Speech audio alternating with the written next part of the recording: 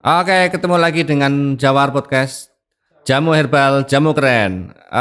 Kali ini kita akan bahas tentang tema yang menurut saya itu hal yang kontradiktif.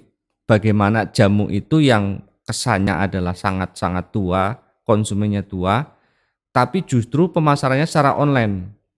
Dan yang online ini kan tentu adalah generasi milenial khas dengan anak-anak muda.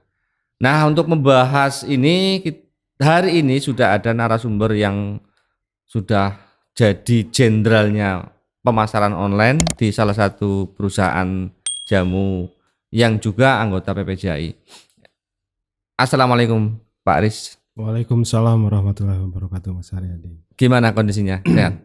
Alhamdulillah sejauh ini masih sehat dan masih bisa hadir di sini.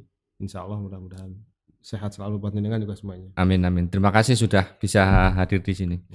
Oke, Pak Aris, mungkin sedikit ini ya. Tadi saya sampaikan kan sudah sampaikan kalau jamu itu kecenderungan untuk orang tua, kesannya orang untuk orang tua. Tapi perkembangannya sekarang kan sudah tidak seperti itu lagi. Banyak jamu yang memang sepertinya kalau dari kemasannya itu sudah nggak kuno-kuno amat gitu ya. Nah, kok tapi kesan jamu sebagai barang konsumennya orang tua itu kan belum hilang 100%. Nah, ini dari jenengan dan tim kok tiba-tiba terbersit untuk bisa jualan jamu secara online itu gimana sih ceritanya dulu? Ya, sebenarnya di awal dulu itu kita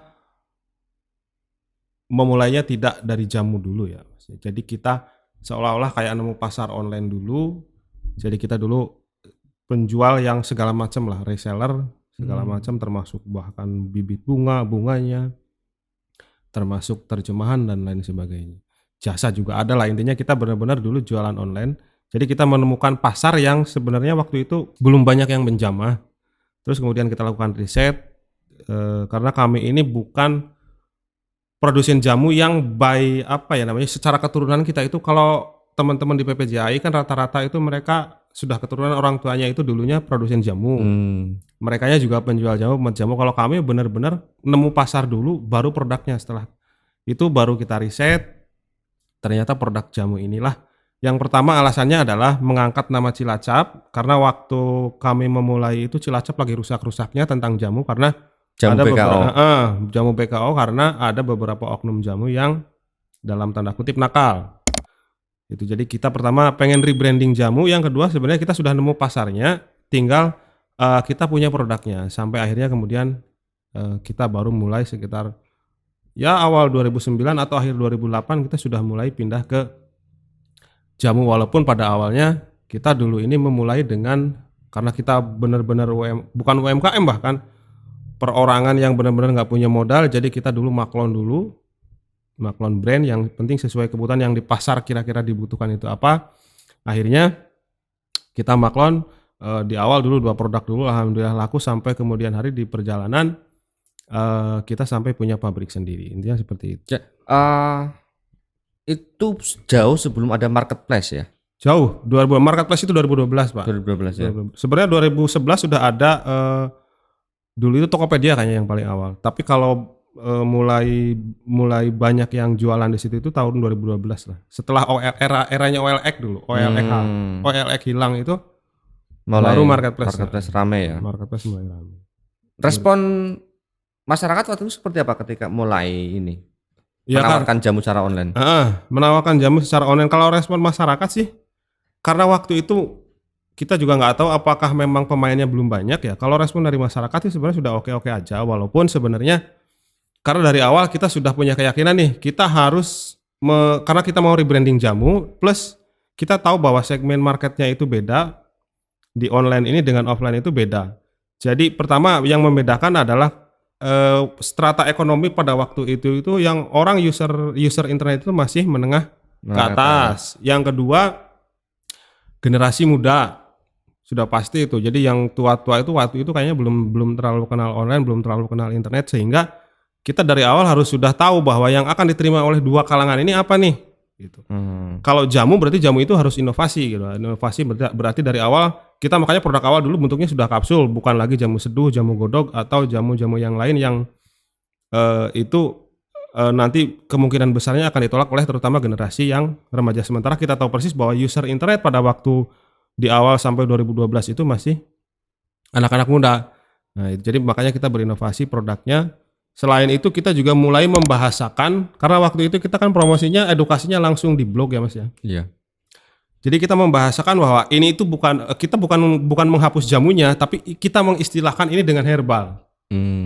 Tidak lagi jamu Cilacap atau jamu Habutop atau jamu apapun enggak. Tapi kita langsung herbal untuk penyakit apa, herbal untuk ini, herbal untuk penyakit itu dan lain sebagainya, sehingga yang ada di mindset pemikiran generasi muda itu bukan lagi jamu, mereka herbal. Padahal kalau versi kita sih sebenarnya jamu dan herbal itu ya sama. Sama ya? Sama sebenarnya jamu dan herbal itu sama, tapi itu bisa memberikan bukan opini tapi perspektif yang lebih kena ke kalangan anak muda gitu loh. Sehingga mereka nggak ngerasa minum jamu tapi merasa ini obat gitu loh, cuma obat herbal sebenarnya. Oke, waktu masih di blog itu atau web gitu ya. Berarti sudah otomatis melakukan edukasi ke konsumen. Ya, karena pada waktu itu kita nggak punya modal tuh buat branding di media, kayak misalkan di televisi beriklan atau bahkan billboard di pinggir jalan aja kita nggak punya modal tuh untuk branding itu. Jadi branding kita benar-benar langsung ke calon user lah. Jadi kita posting di blog waktu itu jadi dulu itu search engine cuma setahu kita ada Yahoo sama Google. Waktu itu memang kita di Yahoo juga posting, di Google juga posting, walaupun pada 2010 kayaknya Yahoo akhirnya udah nggak ada usernya, baru 2010 muncul Google, yang rame lah intinya Google. Nah di Google itu kita udah langsung, jadi setiap posting itu kita langsung, misalkan contoh nih, kita mau jual obat untuk wasir. Jadi dari awal itu kita definisikan dulu wasir itu apa, terus gejalanya seperti apa saja, penanganan medisnya seperti apa. Kalau mau bahkan sampai kalau mau tradisional obatnya bahannya apa aja, mau cara buatnya seperti apa kita kasih tahu, kita edukasi semuanya.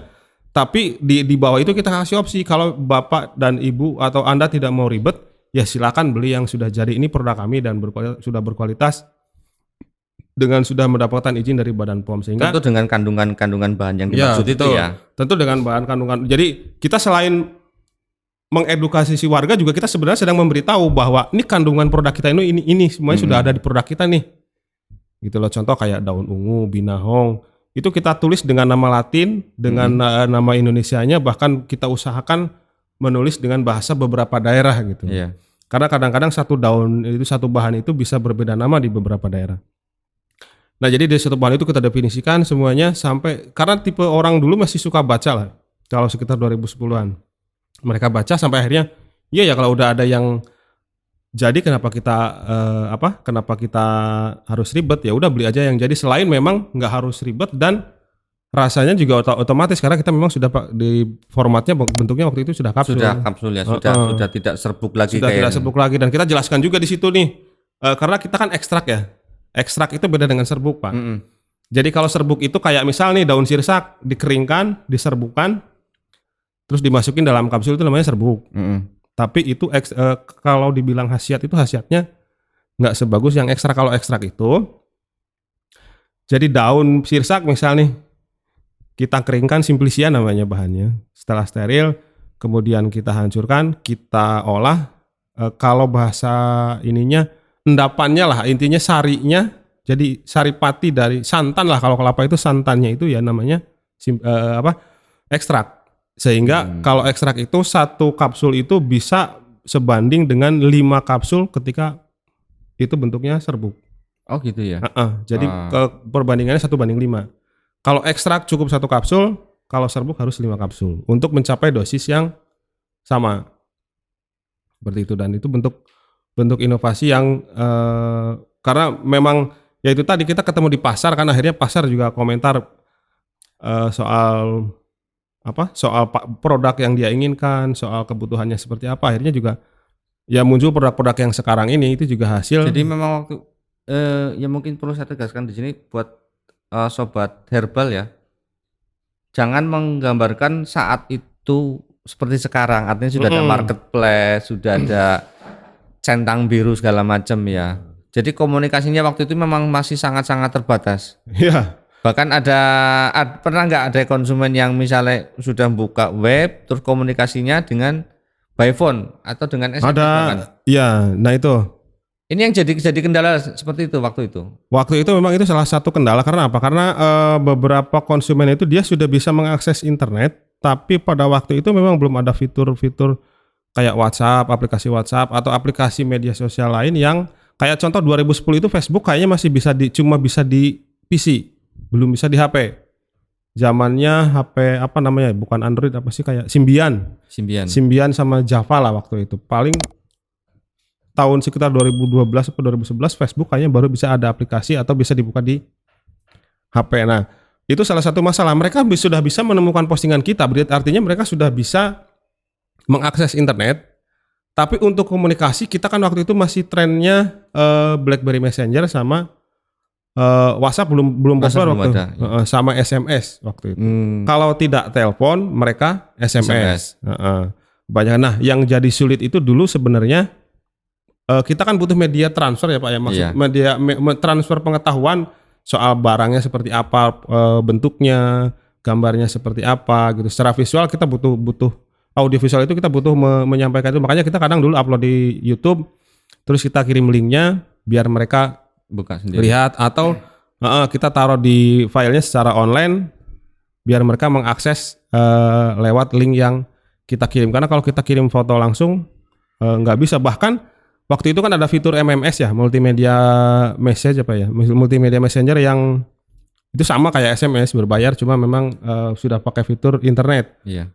Kita bisa kirim, tapi mereka nggak bisa baca gitu, nggak bisa terima karena mereka koneksi internetnya ya memang dari apa? Zaman masih 3G dulu berarti ya? Belum, masih 2G. 2G ya? Iya masih 2G masih. Habis GPR, bahkan masih GPRS kan? Masih GPRS. Masih GPRS ya. Baru kemudian ada 2G, baru apa ya, 8G apa ya? Waktu itu.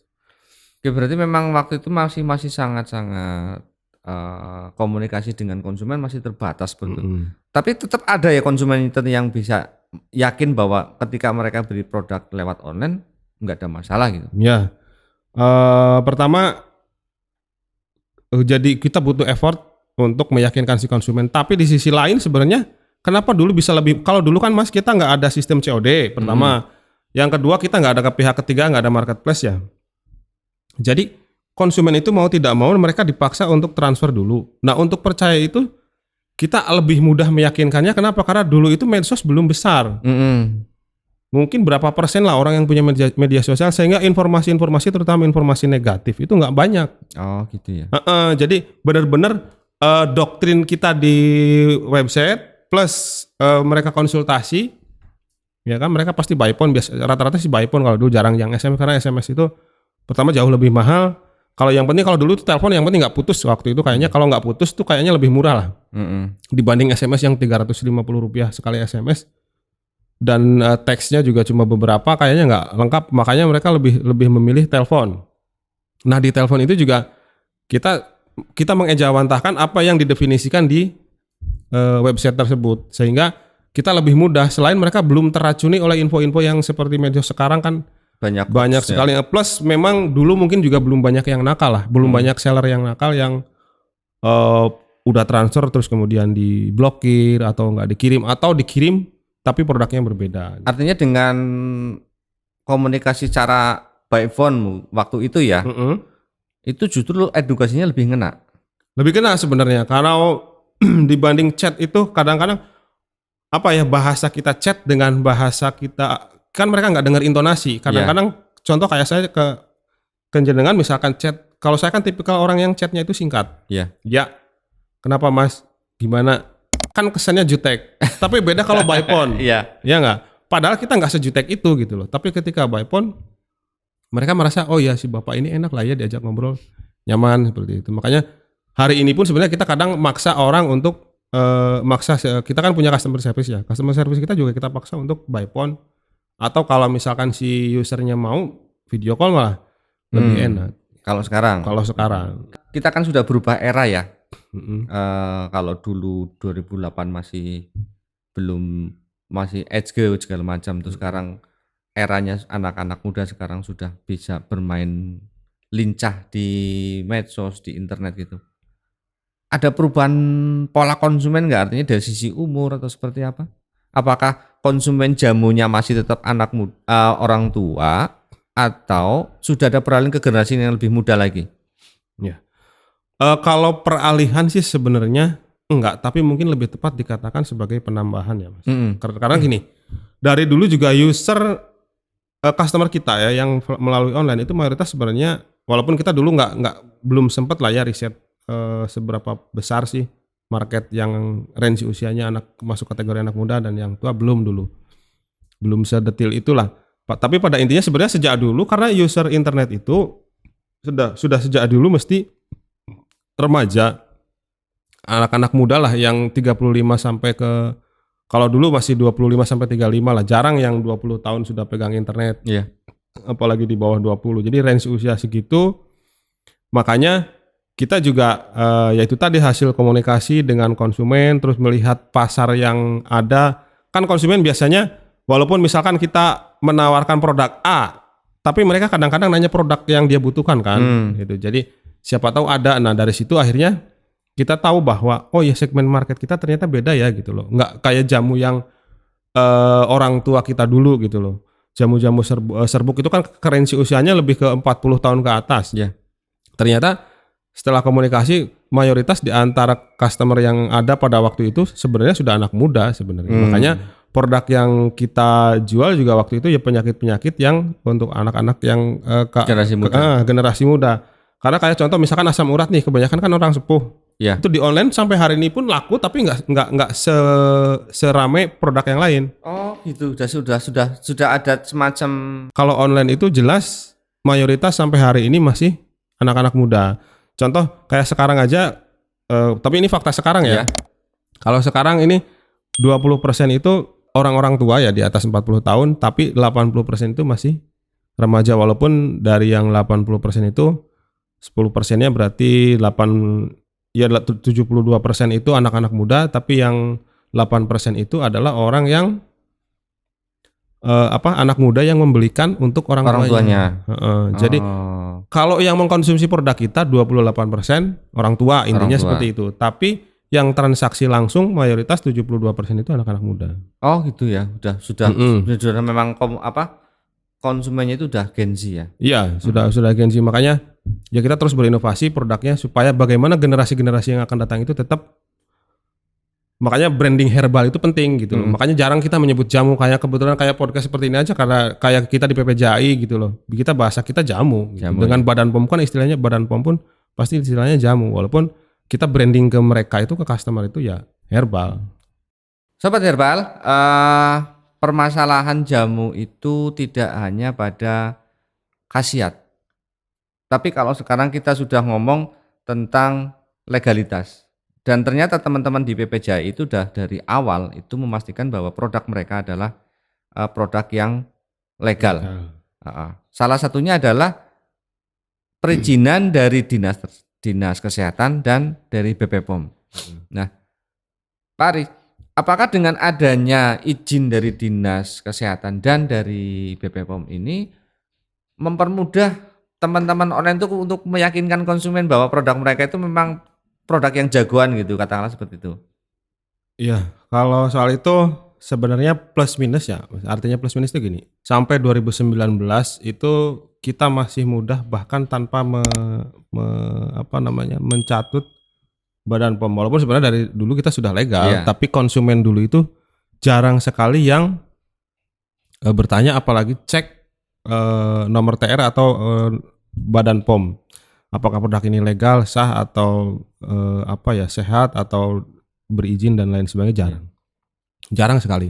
Nah, kemudian di 2020 awal itu kan pandemi di kita nih.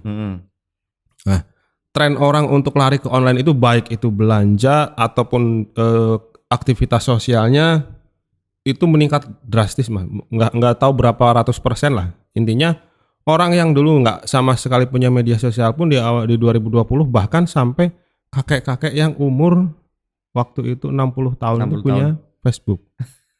Baru punya Facebook? Baru punya Facebook dan pada awal pandemi itu. Walaupun kadang-kadang ya namun saya tidak bermaksud cuma ini hanya sekedar fakta bahwa ada contoh misal kakek-kakek yang berkomen. Sebenarnya dia nawaitunya itu kejenengan itu japri. Tapi dia komentar di apa namanya di status loh, di Oh, postingan, di beranda. Akhirnya kan semua orang baca. Padahal niatnya saya kenjenengan itu japri. Nah itu kan berarti karena ketidaktahuan mereka lah ya. Itu tapi intinya saya ingin menyampaikan bahwa pada awal 2020 itu banyak sekali konsumen internet yang memang sebenarnya belum benar-benar siap untuk masuk ke dunia masuk online. ke dunia online. Tapi untuk kami pemain herbal yang online lah intinya semua pada pedagang online lah. Nggak cuma herbal, itu juga menjadi salah satu berkah karena trennya itu naik berkali-kali lipat, Mas. Karena semua aktivitas karena semua aktivitas harus larinya ke ke sana, online. harus ke online. Makanya jangan kaget sekarang kalau rumah kita itu sering kena tamu yang tidak dikenal, yaitu salah satunya kurir. Karena pembelian seperti itu. Jadi penjualan semua segmen sebenarnya nggak cuma herbal aja itu naik. Tetapi sisi positifnya lagi adalah edukasi ke warga itu banyak. Akhirnya kan informasi tentang pengetahuan dunia kesehatan khususnya lah ya, tentang Badan POM itu apa, dinas kesehatan itu seperti apa. Sehingga mereka sudah by nature ya secara alamiahnya mereka cara mengecek produk legal itu seperti apa, cara mengecek produk yang berkualitas seperti apa, mereka sudah paham. Kayak contoh Badan POM itu mereka tinggal masuk ke situsnya Badan POM, cek BPOM, tinggal input aja nomor POM yang ada di produk tersebut, nanti muncul produk A dengan merek B, produsennya si C misalkan, sudah ada keluar semuanya. Walaupun ada sisi negatifnya adalah karena memang terlalu mudah mengakses sehingga banyak sekali orang-orang yang contoh iseng lah, misal kayak contoh. Oh ada yang iseng? Ada, karena sekarang ini sistem COD ini 2018 apa ya mulainya ya? Kayaknya awal 2018 lah, ada mulai sistem COD. Jadi ada salah satu contoh customer yang entah masih remaja, ini juga kita nggak verified ya. Ada beberapa orang yang COD itu sengaja memang niat nggak beli. Terus kemudian kita chat, Pak kenapa ditolak, atau Kak kenapa ini ditolak produknya? Kemarin kan sudah pesan gitu. Kami mengirim produk itu kan pakai ongkos. Kalau balik lagi kan produknya tidak terjual, kami nggak punya keuntungan gitu. Terus kami harus bayar ongkir, menanggung ongkir gitu. Ya kan ada fitur boleh menolak, kenapa nggak dipakai? Jawabannya seperti itu. Sebegitunya. Sampai itu karena mereka memang sebenarnya tidak siap untuk kalau yang seperti itu iseng. Kalau tidak siap itu biasanya nih. Nah ini salah satu tantangan di dunia herbal ya. Contoh kalau di Jawa kita nggak problem lah, paling lama 3 hari selesai pengiriman. Pengiriman selesai. Tapi kalau kita ke Papua, pengiriman dari Jawa misalkan dari sini, kirim ke Papua 7 hari. Barang nyampe itu pertama kadang ada yang sudah sembuh, sudah berobat ke tempat lain, atau bahkan sudah ada yang meninggal. Nah, jadi faktor jarak pengiriman yang terlalu jauh juga sehingga masa pengiriman itu lebih lama, sehingga faktornya ketika COD ini pasti retur, pasti kembali, pasti ditolak karena bisa jadi uangnya sudah kepake dan lain sebagainya. Jadi banyak alasan kalau jauh. Nah ini tadi kembali ke yang ada logo BP POM dan dari dinas kesehatan itu. Ngaruh nggak sih ke mereka, ke konsumen yang di online? Kalau di era sekarang sangat ngaruh. Ngaruh ya. Kalau dari 2000 sejak pandemi sampai hari ini sangat ngaruh. Karena orang pada akhirnya ini sisi positifnya buat konsumen ya. Sisi positifnya mereka teredukasi secara penuh. Iya. Bahwa produk yang mereka konsumsi itu harus aman. Ya salah satunya adalah harus berizin dan ada Badan POM-nya, dan mereka sudah bisa mengecek sendiri. Sehingga mereka kalau tipikal konsumen sekarang itu beda sama dulu. Dulu by phone, telepon, ngobrol lama, panjang, lebar, sampai akhirnya terjadi pembelian. Kalau sekarang orang-orang sekarang itu mereka kadang mungkin chat, ready nggak Kak? Kalau kita sudah belajar ready Kak, silahkan jadi order. Mereka langsung order. Karena apa? Karena mereka pertama sudah baca deskripsi, tapi yang terpenting sebenarnya mereka sudah yakin bahwa produknya ini legal. Terus kayak di marketplace itu rate untuk si penjualnya juga sudah pasti ada tuh. Kayak bintangnya berapa gitu. Terus tokonya ini sudah level apa nih, star seller, star plus, atau kalau di salah satu, pokoknya setiap marketplace itu beda-beda tipenya lah intinya, atau official store gitu. Oke, artinya memang dengan adanya logo ini memang sangat membantu teman-teman yang di marketing online ya. Tentu. Artinya nggak terlalu banyak bicara, tapi sudah ada bukti dan ini memang benar-benar valid gitu. Dan kalau ada yang ragu-ragu tinggal cek aja di situs BP POM misalnya. Iya, itu makanya kenapa di satu sisi ini mengedukasi masyarakat, tapi di sisi lain juga mempermudah karena kami legal sih ya. Jadi Iya. produk kami legal semua. Jadi buat kami itu sebenarnya kemudahan sehingga mereka nggak perlu lagi konsultasi meyakinkan, Kak ini resmi nggak, ini BPOM bukan, ini asli apa enggak dan lain sebagainya seperti itu. Selain kalau untuk asli palsu sebenarnya kita juga mengantisipasi itu. Pertama botolnya kita pasti beda dengan produk Iya. lain. Kemudian kita kasih hologram, kasih segel dan lain sebagainya. Jadi kita make sure ke konsumen itu biasanya seperti itu. Jadi Kak ini pastikan kalau ini gini, ciri-cirinya adalah ada hologramnya, terus kemudian ada logonya, botolnya bentuknya seperti sekarang kan multimedianya sudah lancar nggak kayak dulu ya. Jadi kita Iya. kirim foto fisiknya. Artinya dengan kecenderungan masyarakat lebih ke audio visual, si marketing online yang lebih aktif itu ya. Ya, si marketingnya justru yang lebih aktif. Karena si seller mereka akan cenderung dengan imajinasinya mereka. Artinya kalau mereka sudah yakin dengan produk ini legal, kita nggak perlu ngomong, mereka udah langsung Dan itu beli. lebih mudah Lebih mudah untuk menggait konsumen misalnya. Apalagi kalau misalnya tokonya memang sudah terpercaya betul. gitu ya secara online. Iya betul. Jadi justru ketika masalah itu makanya marketing online sekarang ini fokusnya di situ aja, tinggal di follow up apa ya. Karena mereka yang sudah tidak percaya dengan alasan apapun, kita yakinkan sulit karena mereka sudah punya analisa versinya dia loh ya. Analisa versinya dia, enggak nih yang valid itu ini, yang valid itu yang itu. Yang ini enggak saya enggak suka atau harganya misalkan, karena dia pasti akan melakukan komparasi. Di marketplace sekarang era terbuka persaingan, Pak. Jadi contoh kita cari produk A. Di situ itu udah ada terjejer. Merek 1, merek 2, merek 3, merek 4, merek 5 semuanya. Kan mereka tinggal komparasi harga atau bahkan kalau di marketplace itu ada filter termurah atau tertinggi harganya, atau kita mau range di harga berapa, cari produknya seperti itu sudah nanti otomatis keluar. Nah, itu konsumen akan memilih dengan sendiri. Jadi sebenarnya kalau dibilang ribet sekarang itu nggak terlalu ribet, walaupun nggak tahu juga ya, kadang ada yang iseng seperti tadi lah, contoh komentar-komentar negatif terutama di media sosial. Kalau di marketplace kan mereka nggak bisa tuh, kecuali mereka sudah beli. Kalau belum beli kan nggak bisa, tapi kalau di media sosial masih ada aja orang-orang yang iseng. Ya ketika dicek ternyata memang masih usianya seperti itu. Oke. Ya, Sobat Herbal, ternyata sangat menarik apa yang disampaikan oleh narasumber kita kali ini. Jadi bukan hanya ketika ngomong jamu itu nggak ngomong khasiatnya saja ya, tapi juga ada sisi legalitas, sisi pemasarannya yang memang sekarang sudah banyak yang beralih ke online. Jadi teman-teman ketika nantinya mencari jamu secara online tentu ada hal-hal yang harus diperhatikan. Mungkin Pak Aris bisa menyampaikan pesan-pesan buat teman-teman. Apa saja sih yang harus diperhatikan buat teman-teman yang mau belanja jamu, terutama jamu herbal secara online? Ya, kalau belanja untuk teman-teman apa namanya sobat herbal ya, untuk sobat herbal, kalau dari saya sih sebenarnya cuma sekarang ini media ini sudah sangat terbuka lah.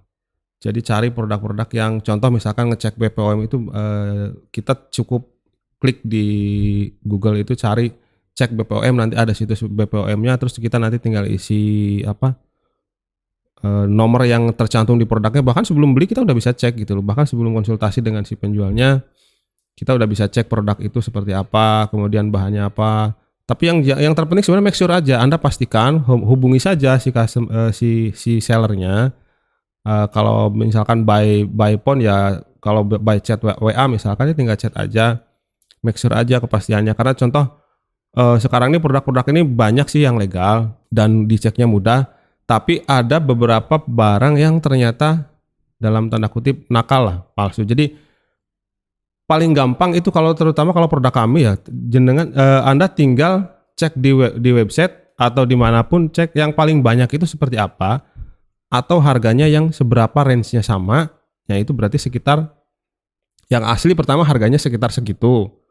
Yang kedua bentuknya, karena kalau pemalsu kan biasanya cuma bikin label aja tuh. Kalau pemalsu cuma bikin label, ketika dicek BPOM-nya, karena BPOM memang BPOM yang kami daftarkan, jadi pasti ada tuh. Cuma bentuk produknya kan pasti botolnya saja sudah beda.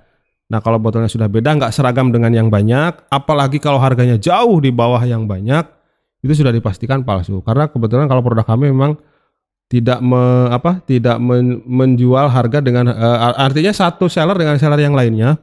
Marketing kami banyak, Tapi tidak ada marketing yang menjual harga berbeda, bahkan Rp1 pun nggak boleh. Jadi Sehingga harganya sama. jadi kalau Anda ketemu produk yang ini kok yang banyak jual harga misalkan 300.000, tiba-tiba Anda menemukan produk yang harganya 150.000 dengan merek yang sama, itu Anda harus curiga.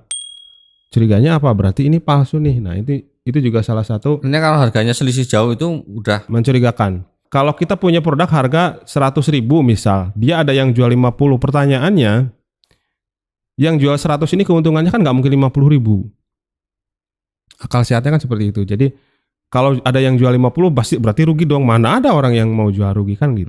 Seperti itu. Jadi intinya pertama kalau ini yang sudah pastilah. Cara ceknya sudah banyak di Google, di YouTube juga sudah ada. Cara cek BPOM yang seperti apa. Kemudian sertifikat halalnya juga dipastikan. Kan kalau produk kami sudah ISO 9001 Pak. Jadi sudah standar produknya internasional. Biasa ya. Jadi tinggal komunikasi aja dengan si sellernya lah. Intinya chat si seller. Atau minta real foto produk. Real. Karena biasanya kalau yang nggak asli kan biasanya nggak punya produk tuh. Nggak punya stok fotonya Nggak ya. punya. Iya bahkan kita kalau ke seller yang asli itu bisa minta Kak foto langsung dong gitu. Misalkan ditulis nama, misalkan nama saya ya. Tulis nama saya di kertas Kak, terus dipoto di dekat obatnya. Oh gitu. Bisa request seperti itu. Itu untuk memastikan bahwa seller itu memang seller asli dari produsen produk tersebut. Artinya memang banyak trik untuk memastikan bahwa produk itu pertama original ya dari produk. Yang kedua memang sesuai dengan standar kelayakan dari baik BPOM maupun dari Dinas Kesehatan. Oke, terima kasih atas kehadirannya Pak Haris. Ya sama-sama Pak Haryadi. Sangat bermanfaat dan sangat mencerahkan buat kita semua yang mudah-mudahan ini bisa memberikan pencerahan buat kita semua dan tidak tertipu dengan pedagang yang nakal yang jualan di online itu. Karena memang kalau dulu mungkin masih banyak ya yang ketika belum ada centang biru, toko-toko yang centang biru. Jadi sekarang masyarakat sudah lebih dimudahkan ketika ada centang biru semacam itu dan sejenisnya. Oke Sobat Herbal, demikian podcast kali ini. Jangan lupa untuk share, subscribe, dan komen. Terima kasih, sampai ketemu di lain waktu.